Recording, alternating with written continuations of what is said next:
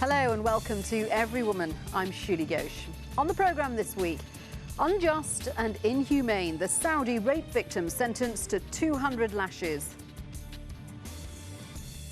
In harm's way, the workers exposed to a deadly weed killer that's banned in 13 countries. And Ladies' Night in Rajasthan, an evening of freedom for the women.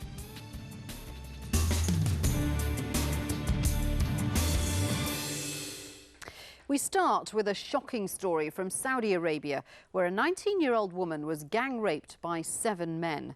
Bravely, she went to court and the rapists were jailed. But in an extraordinary twist, the young woman was sentenced to 90 lashes for admitting to being in the company of an unrelated male shortly before the incident. The man she was with was also gang raped. When she appealed, her sentence was more than doubled to 200 lashes and 6 months in jail. Her lawyer was disbarred because, he says, he dared to challenge the decision. Well, to tell us more about this is Wajeha Al-Huwaider, a women's rights activist who's on the phone because Al Jazeera is currently not allowed to report from Saudi Arabia. Wajeha, thank you for joining us. This is an extraordinary case. Why exactly was this woman punished with lashes when she was the victim? Because, as you said, as you mentioned, she was with a non-relative man, and that's considered a crime, you know, to be caught with someone who is not a male guardian.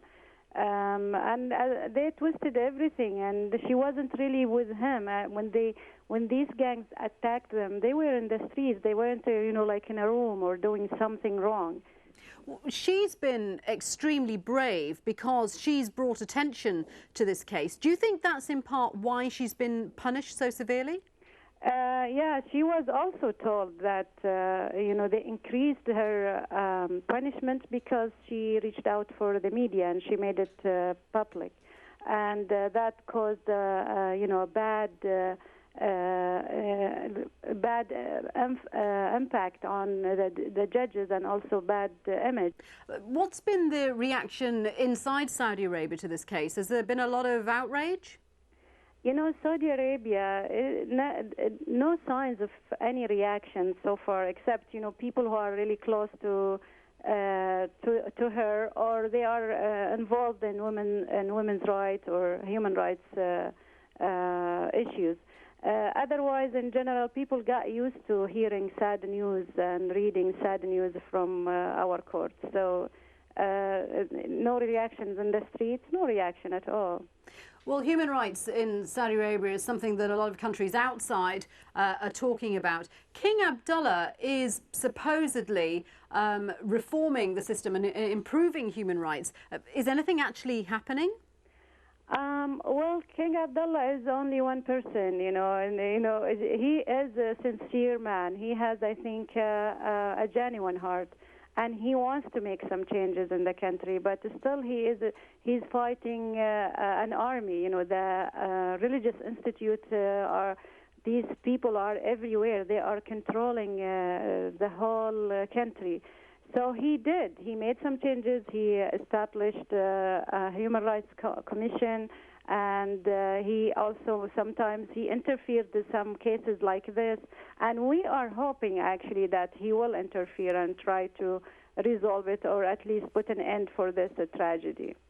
The Ministry of Justice in Saudi Arabia has put out a statement saying that the appeal decision was justified. It was taken unanimously by 3 judges instead of the normal 1. What do you think about the court's decision? I think it is so sad to say that even. That means we have 3 men who didn't use their brain and they looked at the victim as a criminal. But this woman is going to keep fighting her case, isn't she? Yeah, she has 30 days to go back and you know, file and to appeal to appeal for court. But according to her lawyer, who is Abdurrahman Al-Laham, according to him, he feels they won't change the decisions, and she will be sentenced to jail and get her lashes. Well, Wajeha, I think it's a very distressing case. Thank you very much indeed for talking to us about it. Thank you. And we will, of course, keep you updated on the rape victims' appeal. Now, you've probably heard of paraquat, a powerful herbicide which farmers use to control weeds and increase productivity of crops. It's widely used in developing countries such as Malaysia, India and South America.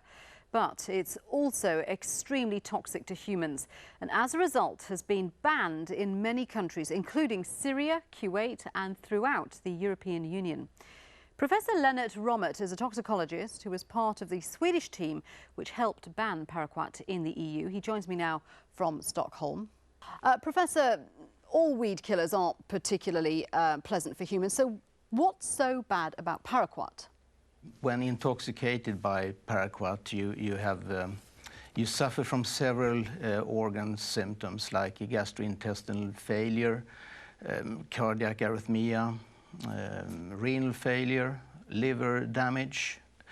But the most important and the most scary effect you can find in the lungs, they stop actually to work if you have a high dose enough. And can it be lethal? Can it kill you? Yes, it will kill. And the peculiar thing with paraquat and what's make it so unique is that it will kill perhaps immediately. If you have high dose enough, it will kill you within hours. But if not, if it's not the high dose, but some intermediate dose, as I said, a teaspoon or so, it could kill you within 2 to 4 weeks, and you suffocate. You get suffocated more or less. The lungs stop to work as lungs. And do we think that the workers paraquat tends to affect most in developing countries are perhaps the women? Yes, according to what I've been informed, a lot of women are the sprayers in developing countries. And the sprayers in developing countries are also the people mixing and loading the knapsack sprayers. And that means also that they are in contact with concentrated paraquat solutions, which is more dangerous than the diluted. I mean, the whole working situation is obviously not satisfactory at all. Well, it's clearly very dangerous stuff. As we've said, one of the countries which is still using paraquat is Malaysia. Now, as the world's top producer of palm oil, paraquat is still used in many of its palm plantations. The government there had promised to start phasing out the use of paraquat last November, but then delayed that decision for another year. We spoke to former women plantation workers who are still suffering from years of spraying this deadly chemical. Nama saya Nagama. My name is Nagama and I was a plantation sprayer. Now I don't work anymore because I have health problems. Spraying is a difficult job.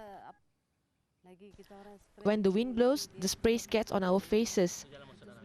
The poison gets into our eyes and lips. Sometimes we wet our lips with the tongue or accidentally rub our eyes or ears. That's how it gets into our bodies.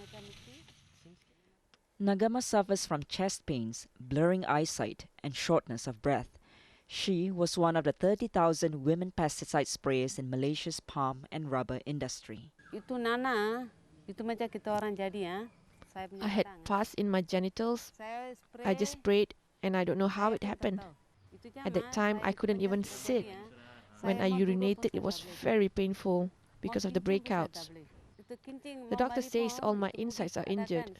We need to operate on you. It was only in 2005 that they started to give training and equipment like helmets, gloves, aprons and boots. But we can't wear them at all. Not at all. When we spray, the wind would blow the liquid onto our faces anyway. Then it will go onto the apron and into the boots. In my view, there's definitely a link between paraquat and the health problems. The most common conditions we have are skin problems, dermatitis, you have conjunctivitis, you have nosebleeds, you have ulcerations of the tongue and the mouth and the lips. I have had several cases like that where they have had ulcerations around the vagina, around the buttocks, not because of anything but because of a leak in the tank. And so what happens, it spreads down from the back right down. And so the ulceration can be really very massive under such conditions. Studies have linked paraquat to lung complications and Parkinson's disease in agricultural workers. At least 13 countries have banned the herbicide. The most recent one is the European Union's decision to outlaw the use of paraquat, citing its failure to meet EU health and safety standards. I learned the dangers of paraquat and its impact on women. I met with many women who told me that they have miscarriages. When I started spraying, I was 3 months pregnant. I continued spraying paraquat. Later, I found that my baby had died in my womb. Paraquat was supposed to be phased out in Malaysia this year, but the ban was lifted last November to allow its use for at least another year. Well, we have done the study a long time ago. We're not studying again because we know all the facts and figures. We're just giving a bit more time to the farmers that is involved in the use of this, especially involving palm oil plantations, to adjust to the new ruling. And I think we have postponed it effective to November of this year. The minister offered those seeking compensation little reason for optimism. I think it's left entirely to the employers concerned. There must be some form of social security that they provide, and certain sort of help that they can assist to these individuals, not the government. But many of the women workers we interviewed were not compensated by the companies where they had worked for almost all their lives. We approached several plantation owners and the Malaysian Palm Oil Association, which represents them, for interviews. All interview requests were declined. The government should stop paraquat use, ban it immediately. We've gone to many estates to discuss with other workers, especially women sprayers, about their problems. And we asked them, do employers take care of your health?